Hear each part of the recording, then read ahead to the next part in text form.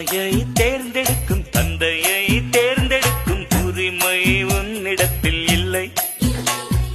முகத்தை தேர்ந்தெடுக்கும் நிறத்தை தேர்ந்தெடுக்கும் உரிமை உன்னிடத்தில் இல்லை.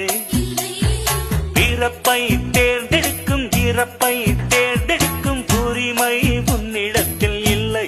இல்லை எண்ணி பார்க்கும் வேளையிலே உன் வாழ்க்கை மட்டும் உந்தன் கையில் உண்டு. அதை வென்று எடு.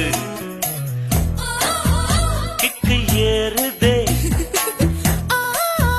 வெக்கம் போனதே, உள்ளுக்குள்ளே ஞானம் ஊறுதே.